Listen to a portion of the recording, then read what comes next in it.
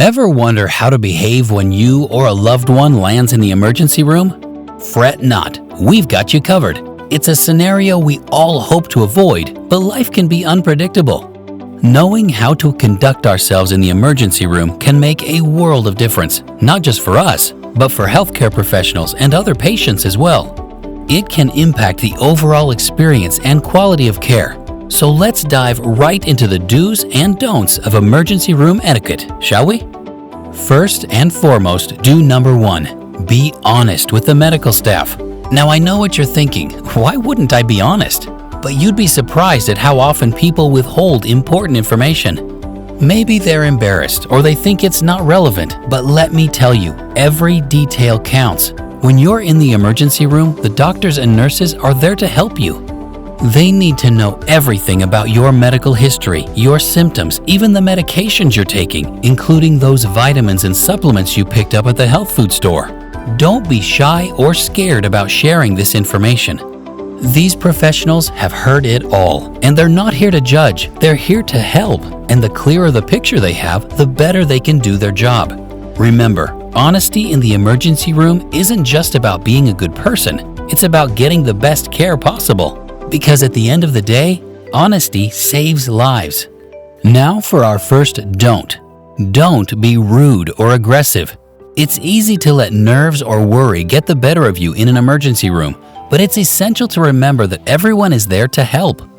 Whether you're rude or aggressive, it puts unnecessary strain on the medical staff, making their already demanding job even harder. It's not just about the individual you're interacting with either. A negative attitude can ripple through the room, affecting everyone present.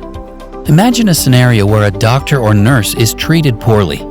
They might feel demotivated, their focus might waver, and their efficiency could drop, all of which could lead to longer wait times and potentially lower quality care. Conversely, being polite and respectful can help create a more positive atmosphere, encouraging everyone to do their best under difficult circumstances.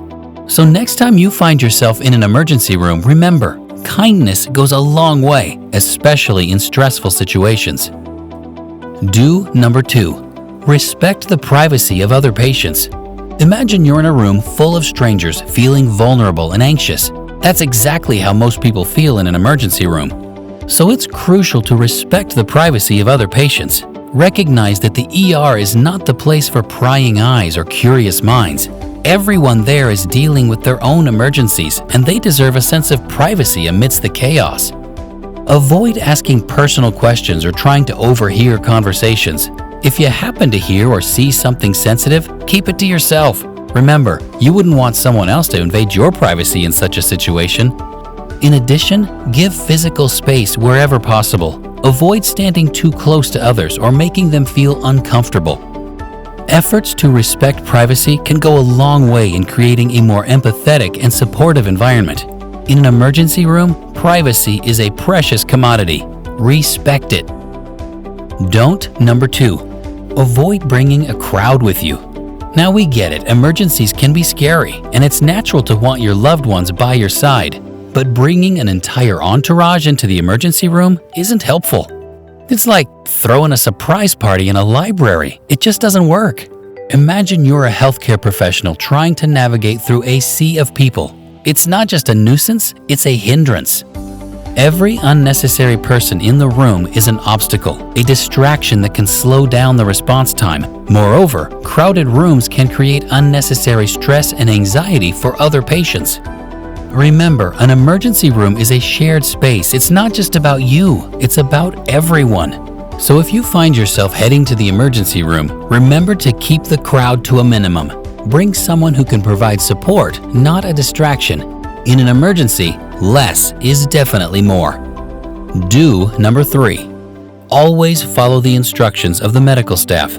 You see, the emergency room is a high-stakes environment where every second counts. The medical staff have spent years honing their skills and knowledge to handle these critical situations. When they give you instructions, it's not because they're on a power trip. No, it's because they're looking out for the safety and well-being of everyone involved, including you. So if the nurse tells you to sit down, do it. If the doctor asks you to wait outside, do it. And if you're told to refrain from eating or drinking before a procedure, please do it. These instructions are not suggestions or optional extras. They're vital steps in ensuring that you and every other patient in that emergency room receive the best possible care. The bottom line is this: the medical staff are the experts. Trust them. Don't number 3. Avoid self-diagnosing. We've all done it, right? You feel a sudden pain, a strange itch, or an unusual lump, and the next thing you know, you're down a rabbit hole of medical websites convincing yourself you've got a rare, incurable disease. But here's the thing: self-diagnosing can be harmful. First, you're not a medical professional. Medical diagnosis is a complex process that involves years of education and professional experience. It's not something you can master by spending a few hours on WebMD. Second, self-diagnosing can cause unnecessary stress and anxiety. You may misinterpret symptoms and scare yourself into believing you're sicker than you actually are. Lastly, by self-diagnosing, you're potentially delaying necessary treatment. Misinterpreting your symptoms could lead you to seek the wrong kind of care or avoid seeking care altogether. So instead of trying to play the doctor, let's do ourselves a favor. Leave the diagnosing to the doctors. Do number 4.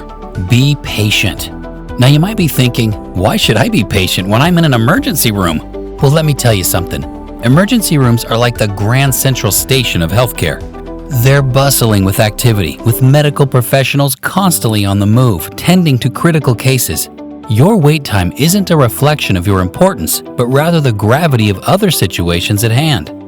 Patience can significantly improve your experience. It can lessen your stress, help you make better decisions, and foster a more harmonious environment.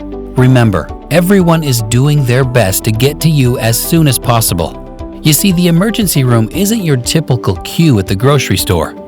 It's a place where lives are at stake and priorities can shift in a heartbeat. So when you find yourself in an emergency room, take a deep breath and keep your cool. Patience is a virtue, especially in the emergency room. Don't number 4. Avoid demanding immediate attention. In the fast-paced, high-pressure environment of an emergency room, it's natural to feel anxious and want immediate attention. However, it's crucial to understand that medical professionals are trained to prioritize cases based on urgency and severity, not on who speaks the loudest or who arrived first. Demanding immediate attention can disrupt this delicate balance, potentially delaying care for those in more critical conditions. It can also strain the staff who are doing their best to provide quality care to everyone. Instead, trust in their judgment and expertise. They're there to help, after all. If your condition worsens, it's absolutely essential to let them know. But never forget that the ER operates on a triage system where the most critical cases get attended to first. That's not to say your needs aren't important. It's just that some situations require immediate intervention. Remember, the emergency room staff are doing their best. Lastly, do number 5. Always express your gratitude. It's easy to forget amidst the chaos and stress of an emergency room visit that the medical staff are humans too. They're working tirelessly to ensure that everyone gets the care they need, often under immense pressure and with limited resources. These are the folks who've dedicated their lives to helping others, often sacrificing their own comfort and well-being in the process. So a simple thank you can mean the world to them. It doesn't have to be grand or extravagant, whether it's the doctor who treated you, the nurse who comforted you, or the receptionist who helped with paperwork. Each one of them plays a crucial role in your care. Recognizing their efforts and expressing your gratitude not only uplifts their spirit, but also reminds them of the difference they make each day. Remember, a kind word can be a beacon of light in someone's challenging day. So never underestimate the power of saying thank you. A little gratitude goes a long way. And finally, don't number 5. Don't forget to follow up. Now this may seem like a no-brainer, yet it's a step that's often neglected. Following up with your primary care doctor after an emergency room visit is crucial. It's not just about ticking off a box on a to-do list. It's about ensuring you're on the right path to recovery. Your primary care doctor is like the quarterback of your healthcare team. They're the ones who know your health history inside out.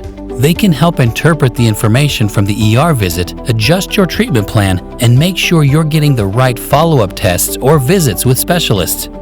It's about continuity of care, folks. The emergency room staff did their part in stabilizing your condition. Now it's time for you to do yours by keeping your primary care doctor in the loop.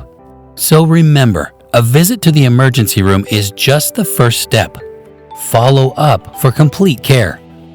So there you have it, folks. We've navigated through the vital do's and don'ts of emergency room etiquette. From being honest and respectful to showing patience and gratitude, we've learned how to make the experience smoother for everyone involved.